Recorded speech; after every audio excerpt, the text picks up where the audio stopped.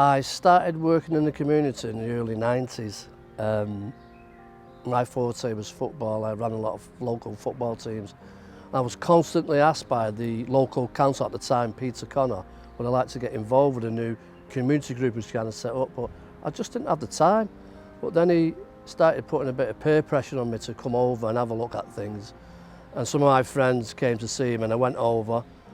Well, originally it was football, then we started getting a lot of girl members, we started doing rounders, I started getting small pots of money, so we started doing board games, arts and crafts. We developed a cafe, but I realised myself at the time it wasn't bringing enough money in to develop that half of the building. And I didn't have any say in this, but the next minute, after 10 years hard work, not just myself but everybody else, I was told that the youth side was going to go and that they were going to go down an adult education road. Came to an end in 2003. I was offered a part-time job in a cafe doing breakfast clubs, and I felt really let down, to be honest. I felt as though they were giving me the lowest of the jobs, from going from a manager to working selling toast and cereals. I thought it was just a way for them to lead me out of the building the best they could without any aggro, should I say. I was just absolutely devastated. I was so upset of all the hard work and hours that we put in to develop that. I was really upset. I didn't know what to do. I just, from one minute you're right up there with everybody knows you, respects you. Just got my MBE, thought I had my career sorted, thought the building was going to progress. And like I say, I was just absolutely gutted that everything had come to an end for me. I just see more young people on the streets. I just see more gangs on the streets. Probably young people not knowing what to do now. I mean, don't forget, 4 or 5 days a week had been took away from them. And I saw that. I saw the danger as well that we were working with quite some of the vulnerable young people at the time. You know, on the verge of going down the wrong road when we were working with them. And that building kept them going. And then I started getting inundated by young people and parents to set something up, because don't forget, it wasn't just me that had lost my job.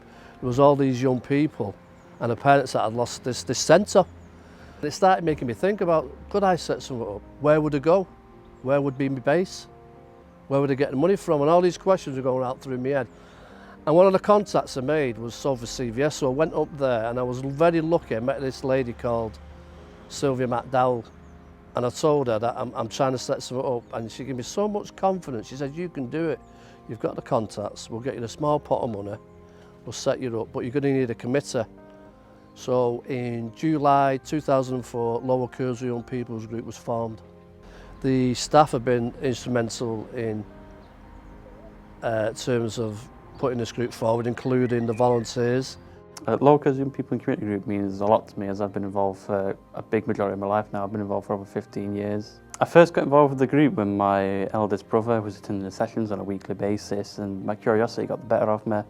So I came along to one of them. The first activity I got involved with was laser quests at the Trafford Centre, and I remember it well because I got get travel sick, so on the way back I threw up all over Leslie, all over the minibus. I've been associated with the group for around 24 years.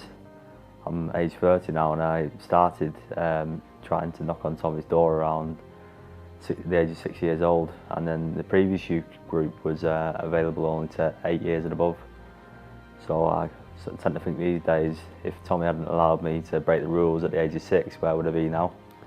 The group is special to me because we work on so many different projects that are all different, from food to filming, to dancing, to knitting, to sewing. Every day is different, and I just get up and think, you know, it will be a good day today. I was one of the kids who went to the old youth club, which used to be at Lower Kersal Primary School, and sort of progressed from there. So I did a bit of volunteering, a few trips out. We'd go to the cinema, or we'd go to God knows where, and you know, we'd all lump in on a minibus and go for a trip out. And Tommy asked me if I wanted to come on a 12-month basis. So terrified, I said yeah. And yeah, sort of from there moved on, provisionally for 12 months, but then worked there for 10 years. Yeah, Stuart's, even today I feel a bit sorry for Stuart and sad for Stuart because he went through a lot. In his early days he was a goth. He used to come to work with these metal boots, metal up his legs, rings in his tongue and his nose and long beard. You know, he probably frightened half the kids that worked with us, but it was a character. Around, I don't know, 16, 17, you go to college, and all of a sudden you're in a world of different, you know, tastes and fashions and music and all that sort of stuff. So for the whole of high school, I was Mr. Short back and sides, you know, because your parents make you do that sort of thing. And then when I get to college and started doing film and media, I think to myself, you know what now, I'm my own person, I'm going to do whatever the hell I want. So I did.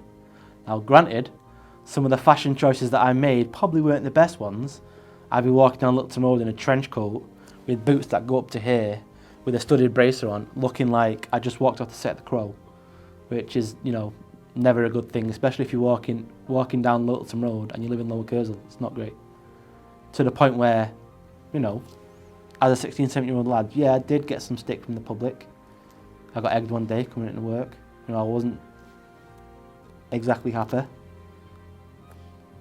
But I don't know why a lot of people loved him dressed like that, especially the young people. They sort of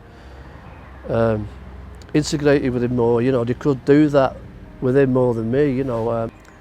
And the thing was, I felt bad for him because, you know, we just got lottery funding now for 3 years and we're all on, you know, the wages we should have been on originally. And he had to leave because he wanted to get married and there wasn't enough money there for him. And it was a big decision for him because he loved the group, he loved being part of it. He'd been part of it for years, since he was 14. And then for him to leave and get another job, going into a different type of work, meeting different people, it was very tough for him. When you know you've got to move on from a job that you love, it's never an easy decision to make. As it stood, I had recently moved out.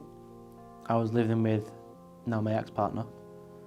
And it got to the point where the money that we were making as a group, which is fine for the job that we were doing, don't get me wrong, wasn't enough to support a relationship and to move out and, you know, to get my own place. So it was at that point I probably made one of the most hardest decisions of my life, which is to say, look, I can't work here anymore because it's just not enough money, which is a horrible thing to say anything about it. You know what I mean? That, because I mentioned previously, it's not about the money.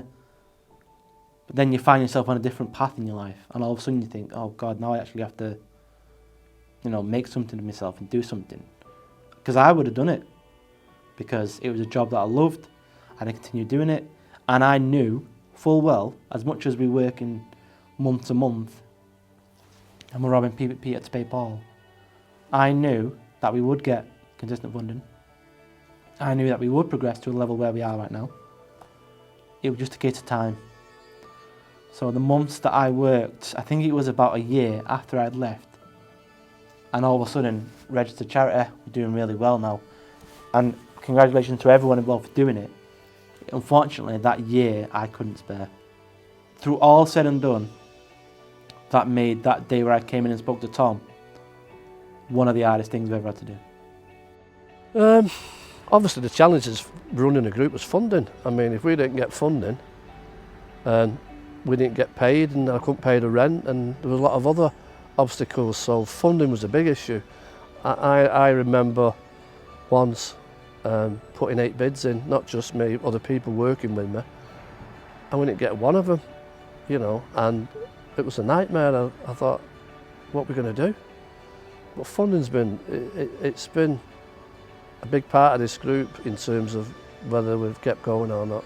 There were times where me, Leslie and Stuart, well, especially me and Leslie, didn't get paid. We didn't get any funding for 3 months, so there was no money in a pot. There was only about £100 a month in there. And I sat with Leslie and Stuart, and that Stuart was near to tears. I said, look, there's just no money to pay you. Do I pay myself? Do I pay Leslie and leave Stuart out? What do we do? I paid them 2 and I didn't pay myself anything for the month. When, on the day of Tom coming in and saying to us, look, it's gotten to the point now where we might not even be able to get paid for the next, God knows, I think it was like 3 months, something like that. It was one of the days where you kind of reflect upon everything you've done so far. So you say to yourself, oh God, we've done so much work for this community and we've done so many projects, and yet we're still scrabbling for money that at this point we should be getting it. We're doing the work, we're doing the projects, we always deliver on them, we've never not delivered on a project. It's just hard. I remember thinking to myself, like, all 3 of us who depend on the job have all of a sudden got nothing. Yeah, I mean, well, it gets hard, doesn't it? I mean, you believe in your group and you believe in what you're doing, and you have to convince your wife when you're bringing no money in that it's all going to work out all right. So how do you do that? I had to convince Leslie that, look, it'll work out all right, you know. I had to convince, and then at the same time, I'm trying to convince myself, you know, is it going to work out all right? And then going back to my mum and saying to her, look, you know, I've only got 100 quid a month to give you now. How do you say that to somebody, you know what I mean? You've gone from earning money to being like, I've got nothing. And fair play to my parents, they were nice, they knew the job, you know. It's a good job, it's for the community. And that's what we're doing it for at the end of the day. We're not necessarily doing it to come in and get the paycheck, that's not what we do. It's the kids who come in and the projects that we do that are the job. So if you could see, if you told me one day, you know, you might never get paid again, probably still do it. Because it's good work, it's nice work, it's positive work. Yeah, it was hard, but we got through it. Then I had to buckle down again and start believing in this group. You know, we can do it, we can do it. We can get this group to where we want it. We can get the community and everybody behind us. We can get the funders behind us. And that's what I kept saying to myself, we can do it. We can do it. We can do it. We can do it. We can do it. You need groups like these because for the camaraderie you get, you meet loads of different people. You've got children as young as 6 and 7, and they're mixing with people as old as in the 80s.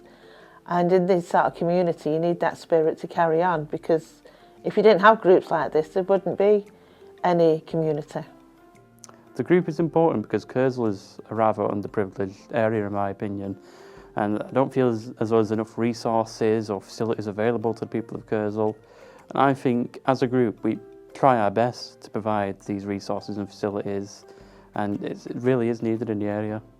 To me personally, they're very important for young people because from the background that we come in, we have a lot of young people from the BME community who actually they feel very isolated in the community, and that brought them out. And I can testify how many of them they were coming here and they're doing brilliant at the moment. The group is way more than its name. It's the people involved with it.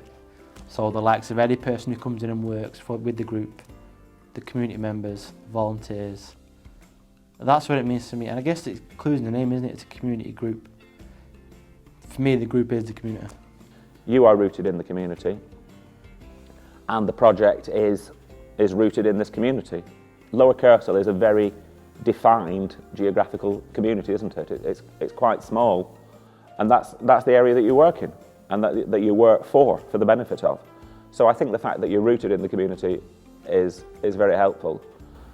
It helps younger generations grow much more confident with themselves and to be able to communicate with each other. They're just really essential for the community. You've got children up to the elderly. There's lots of things available: cooking, acting. Just really essential for people who are isolated and don't get out much. It's an ideal place to come and meet people. I think groups like this are important because they are in the community and bringing people together. I think there's a lot of talk at the minute about isolation. It's a very hot topic, and people of all ages are kind of expressing that they're feeling lonely, and that's obviously really, not healthy for them. And if there's an opportunity for them to come together and to socialise and to do things that they enjoy and get new skills, make new connections, I think that's really important. So I think that's one of the main reasons why this group's so important. It's important for the community, but it's also important for the children. My kids were shy before we came here. They suddenly gained confidence, a bit more than I would like, but they've gained their confidence. But I think these types of group help bring together different parts of the community, the elderly, the young. When you've become a pensioner, you can sort of lose your way. You can meander and waste your time. Yeah, sitting on the couch watching TV or doing whatever. But getting out, fresh air, new people, learning new things like planting new vegetables, new ways of eating, all that, very positive. Well, it's important because they bring people together. Not only do they bring the adults together, but they bring the children together, which means the children are getting involved with the adults from different classes, different way of lives, and that's what it's good. It gives the children another dimension to what they're used to. It's just, it's fantastic to be a member of such a wonderful group of people. They're important to people like me because they provide a place for people to go, especially children in the area who are quite underprivileged and otherwise wouldn't have any opportunities to do anything like acting or growing their own fruits and veg, things like that. So it's important to bring the community together but also to provide opportunities. Meeting friends, having a laugh, planting together, weeding together, trimming together. I think they add to community cohesion because a group like yours looks at people of all ages, so it's intergenerational and it's bringing communities together in a fun way. So you go out, you have days out, you have nights out, and it just means that I think helps communities run along smoothly. Everybody in that community knows each other and socialises with each other. Personally, I think it brings the whole community together. I think when you get loads of youngsters in as they grow up, I think they start to know more and more about the community and the area itself, and they can tell their parents, friends, and when they grow up, kids as well. It means somewhere for us to go and help out and get a feel-good factor by meeting new people and helping out with various activities. Yeah, it's good. Plenty of friendships, plenty of laughter, and just really a really fabulous group. Didn't like going out, didn't like socialising with people, but this is the best thing that's happened. Coming on the allotment, chatting, having a good time. I'd rather be here than be home and be on my PlayStation all day. And just out, like, could you just go out and just mess about and like just get in trouble?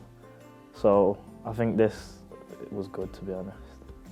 So in a way, the activity itself is not that important. It's actually just being around people and life and noise in a way, yeah.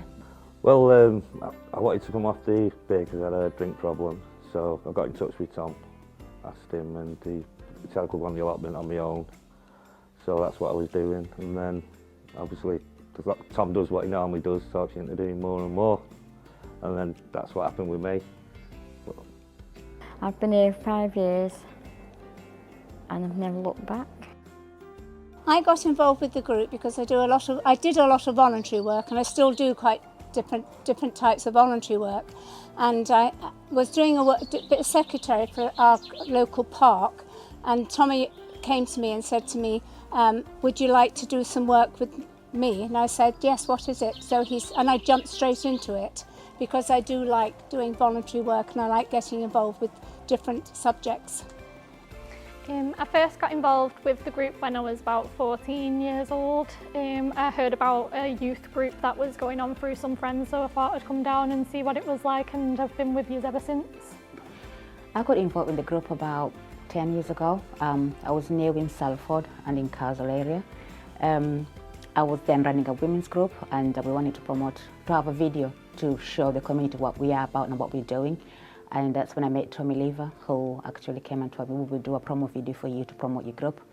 And Soon now later, they gave us a fantastic video for our promotion of the Women of the World group. And after that, Tommy asked me, you know what, because you're really involved in the community at that time, would you like to volunteer with the young people in our club? And I said, yeah. And since then, I was involved with young people, the Monday club and the Tuesday club at Camp for the Youth. And that led me to even get my first job here in Salford as a youth worker. Yeah. So I started as a youngster, 14, 15, 16. I'd probably say I learnt new skills, met new people, which is the most important thing, and that's about it, yeah. I heard about the group from a neighbour when I first moved here who suggested that it's a good way for children to burn off energy on a Monday night. Yeah, our mother sent us to Monday Club because we only just moved up here. We didn't really know many people, so it was good so we could socialise. I got involved with the group after going to Achieve, and I was asked if I wanted to volunteer on the allotments, and I thought, no, it's not for me. I don't like creeper crawlies, don't like worms, I hate ladybirds.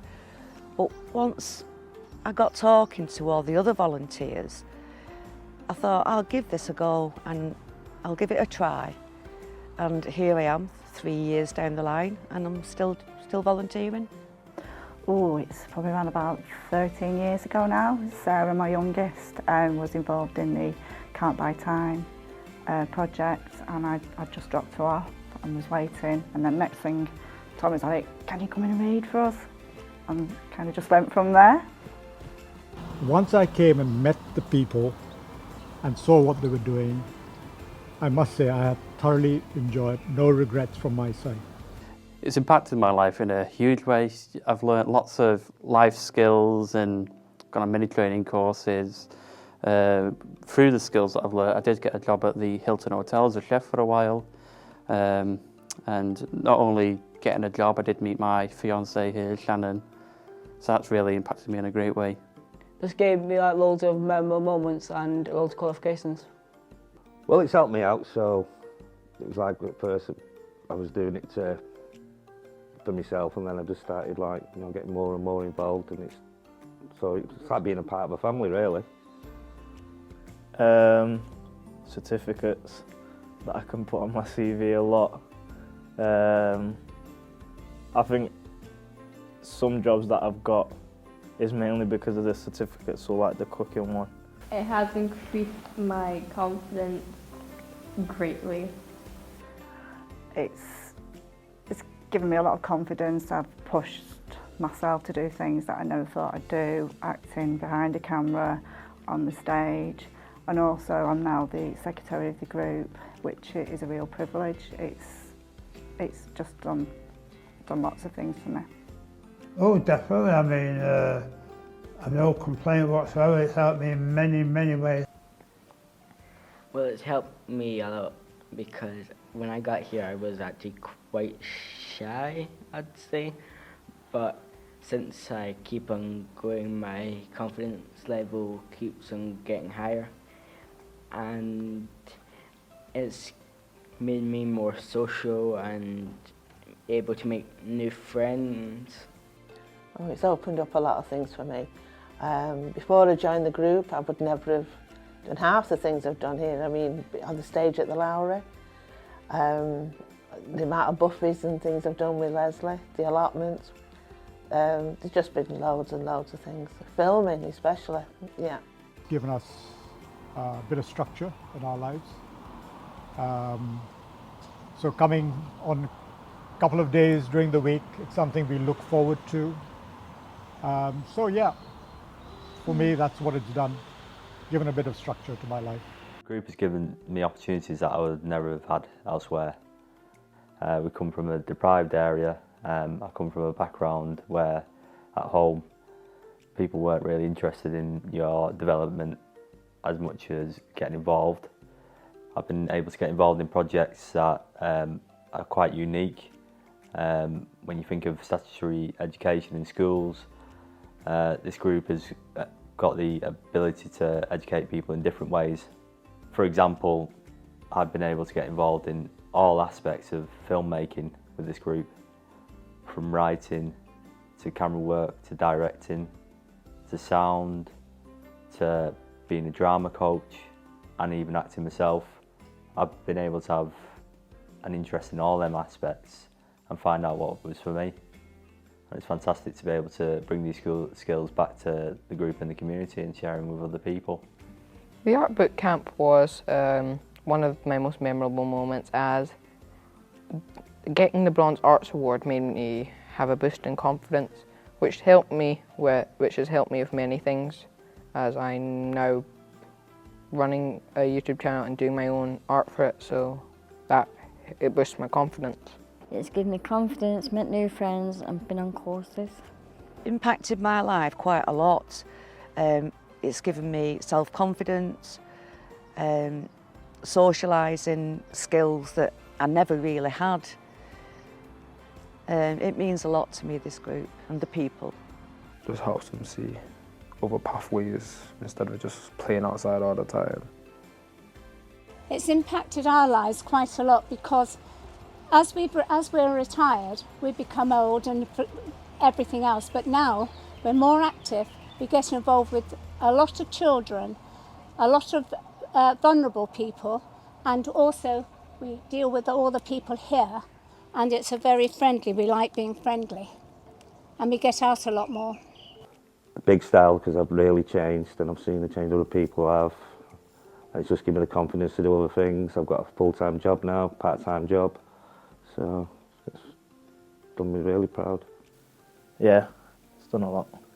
I think when you start working together as a community, you've got pride in what you do, so it makes you care more about where you live as well.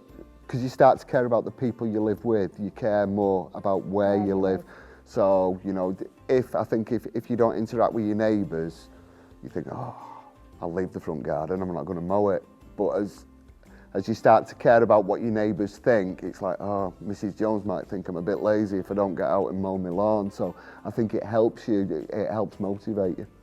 I think what makes it stand out from others is the way that it's right at the centre of the community and the relationship that you clearly have with people who are coming in, and the passion you have for what you do. I think that, you know, of course there's lots of fantastic groups in Salford and Manchester and across the country, but I think what makes this group different and special is that you're clearly rooted in the community and you're doing everything for the people that are coming here to make them, well, to give them a better life and to improve their life and give them better chances and things like that. Because there's none like it, realistically. There's a lot of youth groups that pop up and come and go over the course of so many years. But the Lower Kersal group is easily the one that stuck it out. Like I've been coming for over 20 years. I came when I was a kid, I'm now 32. And there's countless other people who have come to the group who have gone on and followed the same path that I've followed. So, young person who attends, volunteer, to working for him. And that's what's so important about it. Progression. For me, the best times with the group was with the young people. You know, when we used to come to the Monday Club and actually seeing the kids, engaging with the kids, working with them and actually making a difference in the community. Even when they're out there in the community, you see a change in them by them coming here on Mondays only. So you can imagine if they were coming here every week, how good would that be? The proudest achievement with the group is when we received the Queen's Award. Went to the Garton Monastery and all these volunteers came with us and had a great afternoon. Performing live at Salford University in Keep Calm, Carry On. When we went to the residential trip in Wales and we did a film called Residential Nightmare. Remember, I was the youngest one there, so it was just a good experience to meet new people and stuff like that. I really loved watching Angel in her very first ever play. She, to this day, doesn't like singing and dancing in front of people. The first time she ever got up on stage, I thought for certain she was going to be hiding in the background. And she did it with such confidence and it was so good of her. Got to be when we did the Keep Calm and Carry On at the Lowry Theatre in front of 450 people. It was absolutely terrifying as they was all coming into the theatre. But as it so happens, it went down a dream. The play will always have a special place in my heart. It just involved everybody. We were there from the writing to the acting to the performance. It just was a magical time. I've also got involved in lots of other things that I never thought in a million years I would do. Tommy Lever asked me if I wanted to be in a play, Keep Calm and Carry On, and point blank said no. Before I knew it, I was on the stage at the New Adelphi Theatre, and I had the time of my life. I loved it when we think outside the box. So if there's a project we didn't think we could do, we would do it. One of the best ones was the 3D film, where it was a case of, right, if we've got 2 flip cameras, stereoscopic images are only images side by side. So can we not do a 3D film because we've got 2 small cameras? And it was like, get the rig together, put the rig on, film it, and it turns out, yeah, you can actually very easily make a cheap, old school red and blue 3D film. My really first encounter with the group, I think, was through Keep Calm and Carry On, and going to see that, and I've seen it in various incarnations and various stages. Probably being on the stage at the Lowry, and also we did a film for a weekend at what used to be called the Jambutty Camp in Prestatyn. That was very memorable. You know, you can't not miss a group like this. When you go and work in a place where I don't work in an office environment in the slightest. I work in a place that's quite chaotic some days. So, you know, the days where you'd be sat in the office in there, and Tommy Burke would waddle in and you'd have a chat with him for a bit, and God, you'd be doing little projects outside of work. So we'd come in, Tommy Burke would be like, can you sort this picture out for me? And I'd immediately say yeah, because you're a member of the group and that's how you want to work with. That's how you want to build up your reputation as a group, people who will help you with anything. Going on the allotments and painting the shed on a nice summer's day, you got your music on. You know, you come on, you have a brew and all that stuff. That's the sort of stuff you miss more than anything else. You know, it was a nice relaxing time. You know, we did do a nice positive film. We'd go to campsites and film things. We'd go to Real Manchester and we'd do really interesting projects. Or we'd sit there, me and Tom and Sean and Michael and the rest of them, and just like, what can we do? There's got to be something we can do. Let's do a 3D film. All right, let's get the equipment to make a 3D film. Or let's do, you know, magazine. Well, we can do that, let's do it. You know, let's do a play. Never done a play before, but let's do it. Those are the sort of things I miss massively. The creative side of things, to sit there and be like, what can we do? Let's reinvent the wheel, you know what I mean? Let's make something no one else has done before, that's what I miss. I think the part that I got most pleasure out of was when the Broughton House people came down, the residents from there, and we showed them around and we got an invite back there. That was a good experience there. So I met my fiancé Sean through the group, which I'll remember for the rest of my life. I've also been nominated for the Heart of Salford Award, and I was present when the group got their MBE, all of which have been really memorable experiences for me. I'd probably say when we went to Northern Court and got some clothes, we had to get the 1960s, 70s, 80s themes, so the jackets, flare pants, and also when we went to the Lowry, where we had to do a speech and tell them about how the community was run and what projects we did. So such as when we went to up Lower Kersal and seeing the flats and when they were destructed and stuff like that, yeah. What was for me a wonderful time last year, which I thought was very good, was getting the school children from the primary school getting involved. For me, the most memorable projects are working on the film projects. You know, you small idea, you start knocking it about, people get involved, it evolves, they start pitching in their ideas, it evolves again. And once you go through the whole journey, all the hard work of filming, editing, getting your shots right, and going to them premieres, you see it for the first time yourself sometimes, and you're just filled with a great sense of achievement. Oh, when I was a young kid, I'm talking 13, 14, we did a small film. It's probably the first and last time I was in front of the camera. About treasure and a very Goonies-esque, very let's get the community together and done that. And since that, it sort of pushed me to want to do more film and media stuff. I was initially going to do geography in college, but when I walked in there and saw the film studio and the camera setup, and I thought, this is it. So from then on in, 10 years of consistent film work and different projects and all sorts of crazy things we never thought would be possible stemmed from doing a short film almost 20 years ago now. I think I've enjoyed all of them immensely.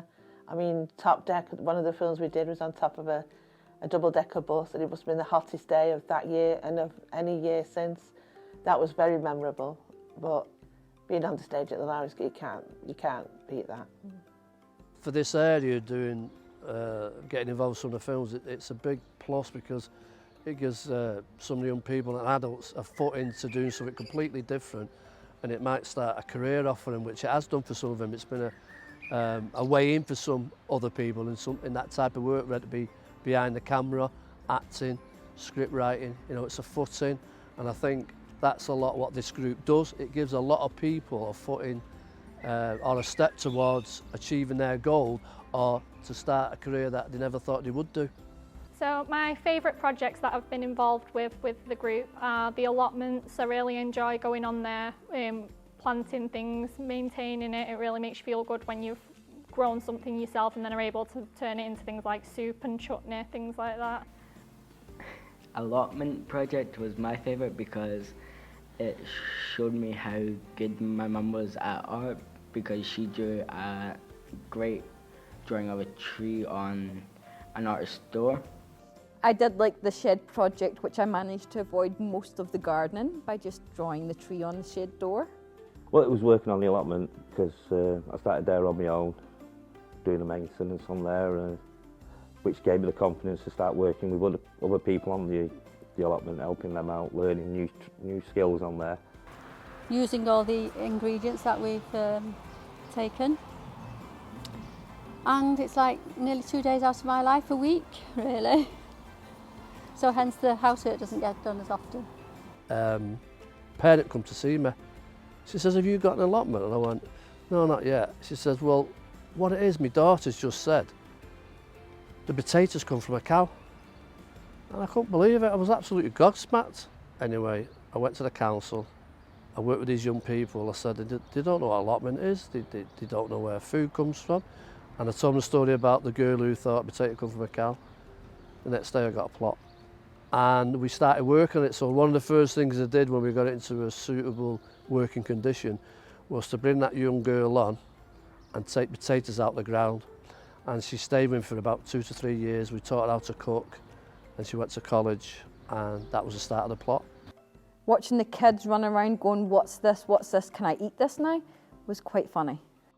Do you know, the art project and the cooking project, I enjoyed them ones. Enjoyed bringing the food home, enjoyed making art, going on trips, looking at art sculptures around Manchester, stuff like that. I liked the cooking, I actually liked that. I learnt a lot. I liked bringing the food home as well. That was good. Yeah. My favourite projects have always been revolved around food, hygiene, safety, cooking, growing, anything to do with food.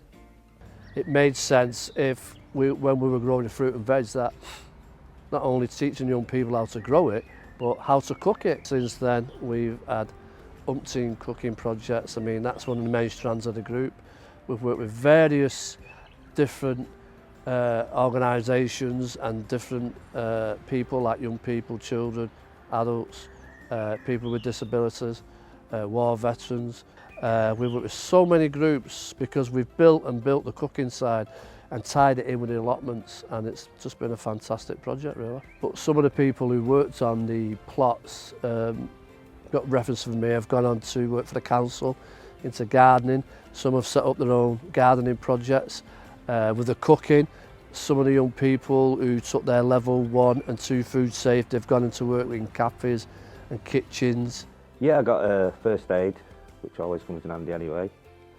Food safety. I got safeguarding, that was another one, which comes in handy with the youth work. And I won the Salix Holmes Green Initiative Award through working on the allotment. So a lot of them have gone on and done really well for themselves. We've took on quite a lot of projects to work with the older generation. Like I say, working on the allotments is a good one for the health, for the mentality of people, to learn how to grow fruit and veg. Some people are just gardeners, so They wasn't quite sure how to grow fruit and veg. Cooking, you take it for granted everybody cook, they can't. I'm one of them. Filming, I think the biggest thing about the filming older people is that they have a lot of stories to tell. And they're good ones to get because you capture all these stories that if we didn't capture them, or other people, they're going to go and die with these people. So doing documentaries like that is good for the group as well. And I think the older people enjoy that. They like telling the stories. But the biggest thing is it's the social side.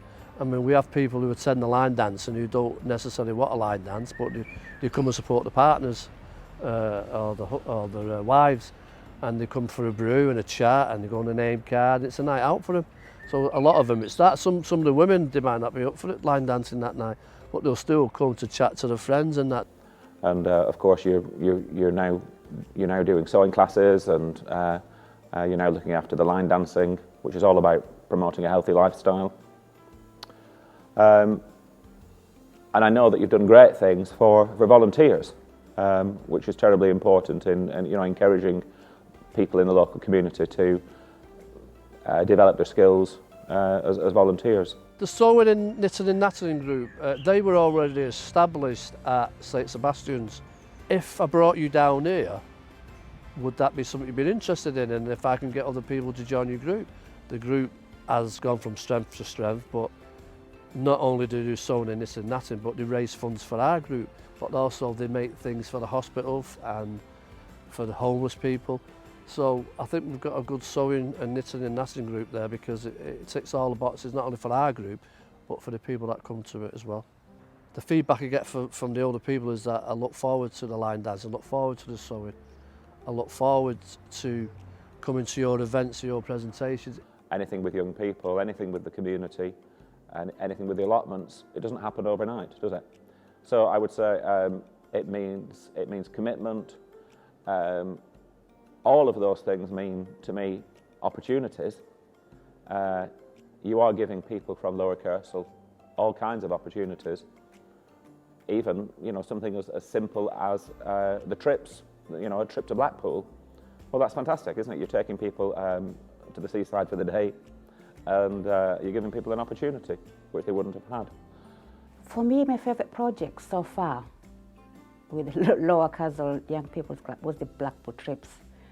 Because at that, we didn't get involved with you. I ended up opening women's group and the men's group as well. So with that, the Blackpool trips, we used to have, you can testify to that, we used to have about nearly 50, 60 families fighting to come to Blackpool because that was the only outing. They've never been out in Manchester really, so that was the only social outing they were looking forward to.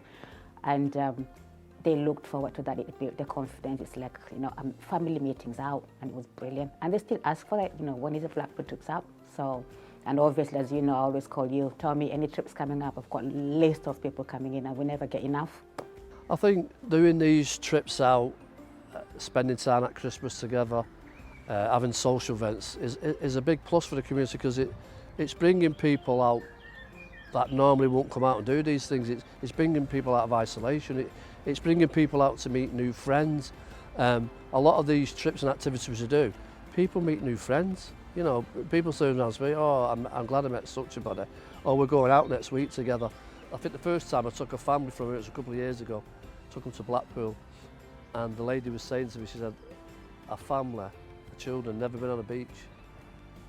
And we went in October, it was quite cold, and I was happy they were coming. I thought personally they would walk on the beach. And I remember walking past the beach and it was cold, it was a cold day. And I saw the full family on the beach. And they had like a little tent or whatever you call it, the build up, and they were all sat in it. And I couldn't believe it. And I'm walking past them, sort of smiling one way, laughing at the other, and I'm thinking it's funny. And I thought, if you've never done that, that's something that'll stick in your mind forever. And it brought back memories to me when I was a child, when I had nothing. I would have died for going to Blackpool or walking on a beach. So I never assumed today that even though we're in a world where there's more money and children have got more things, I never assumed that children of today still have the pleasure of doing them things. I never assumed.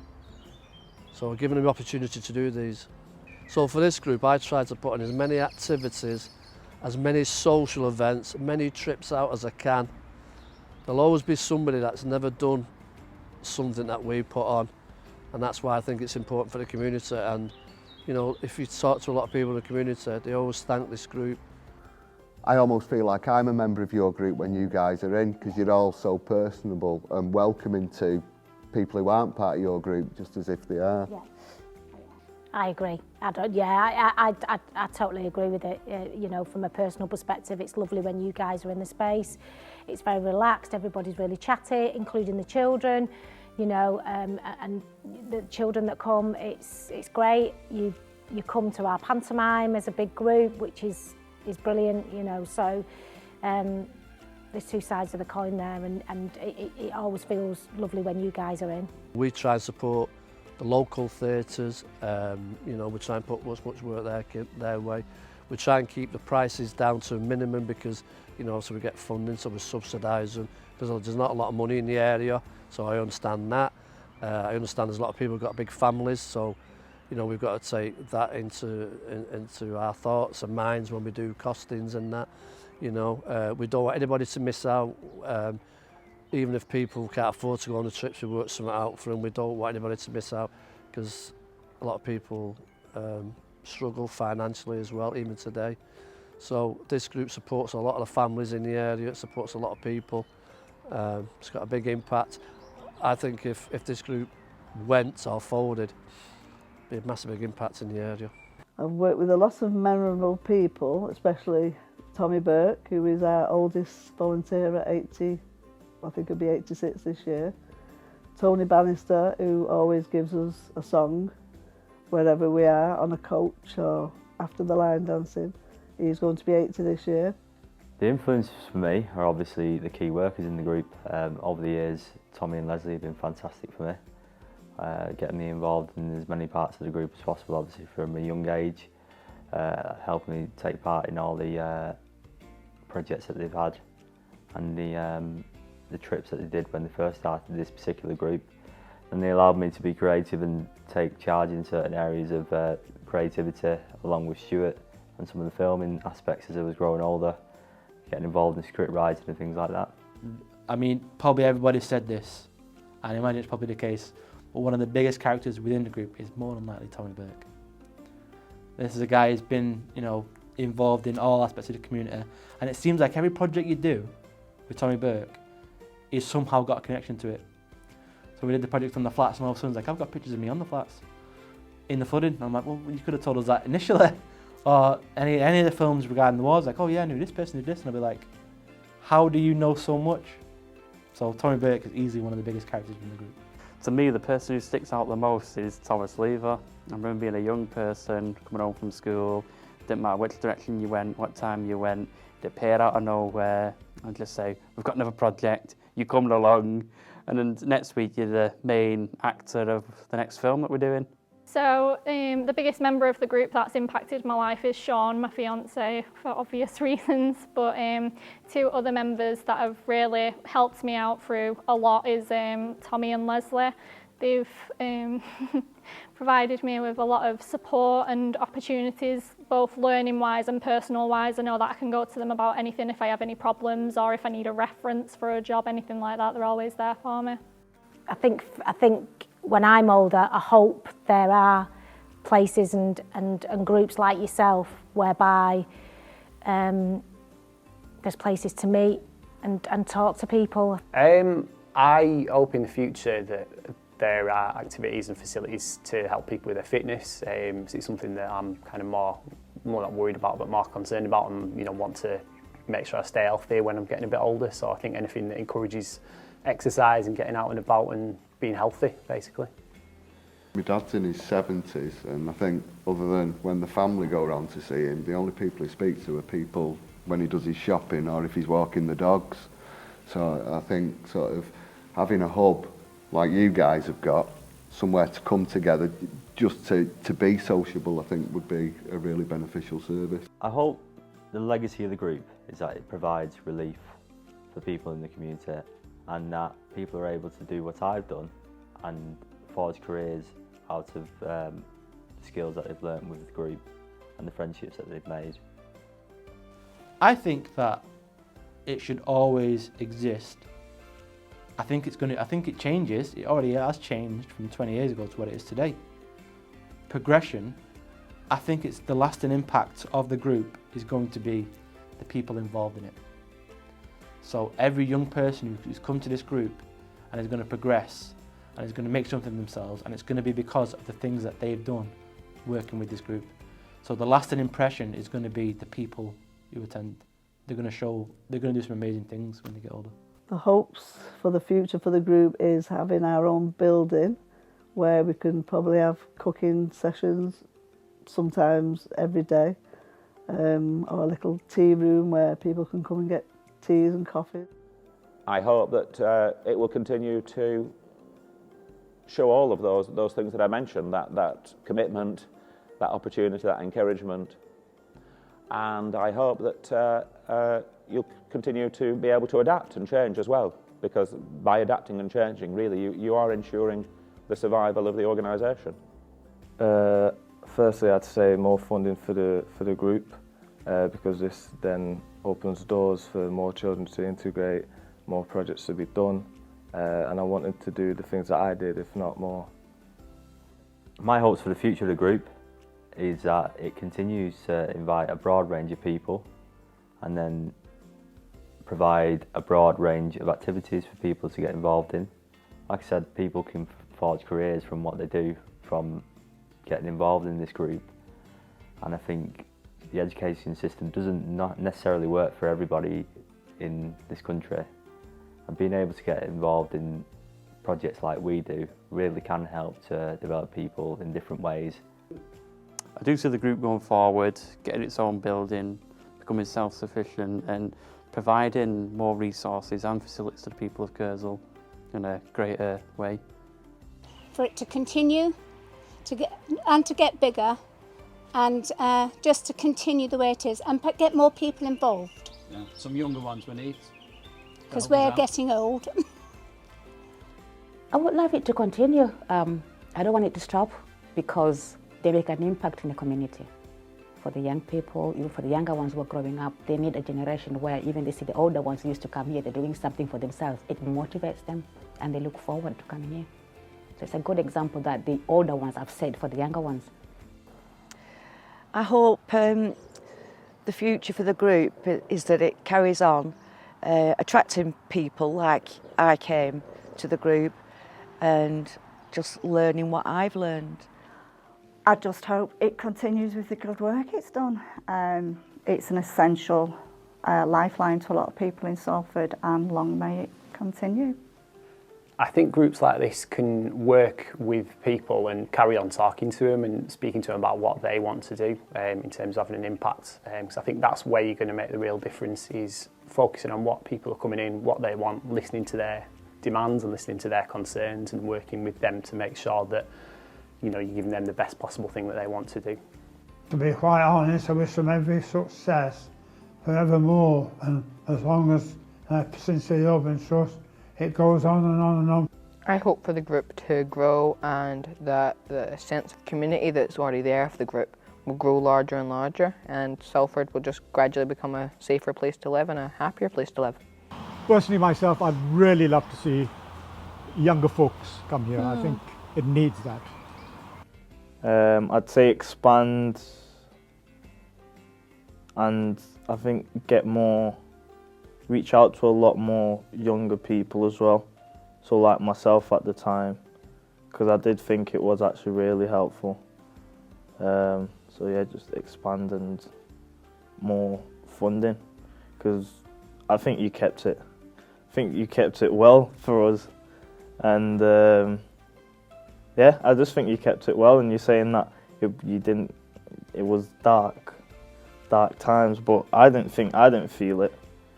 So I think it's very nice of you that you made sure that we didn't feel it, and that you felt it yourself. But yeah, took one for us.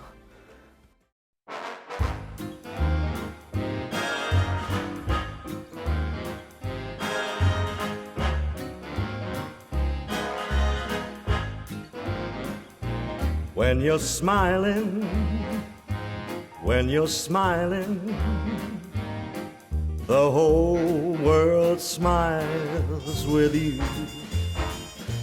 When you're laughing, when you're laughing, the sun comes shining through. But when you're crying, you bring on the rain, so stop that crying. Come on, be happy again. Keep on smiling, 'cause when you're smiling, the whole world smiles with you.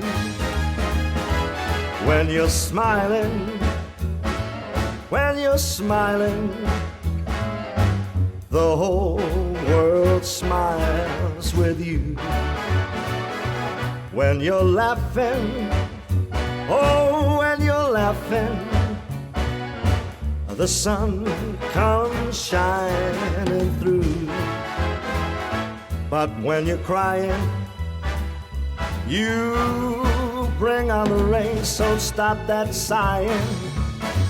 Come on, be happy again. Keep on smiling, 'cause when you're smiling, baby, the whole world smiles with you.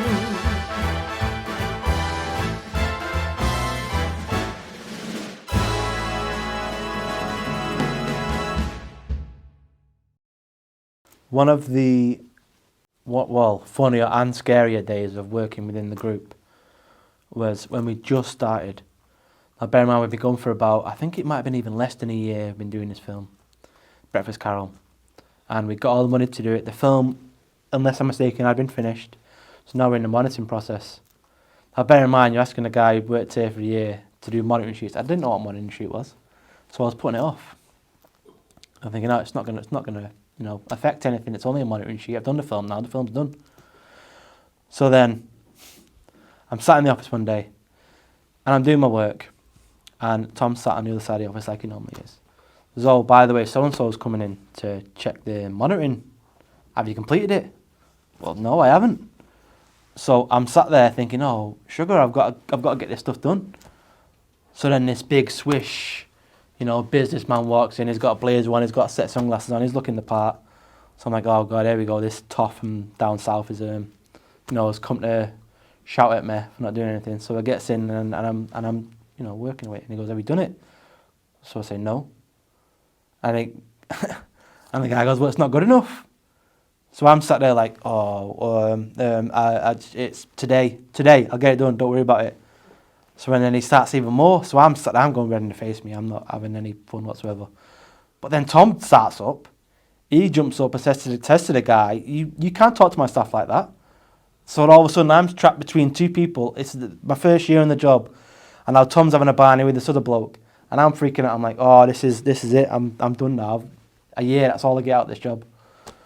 So then he kicks off and he says, right, we'll go outside now, and we'll go to the pub. And I looked at him and I'm like, and it's only his bloody brother. The years I spent there, and I'd never met the guy before, and I don't think I'm ever going to forgive Tom for that, to be honest with you.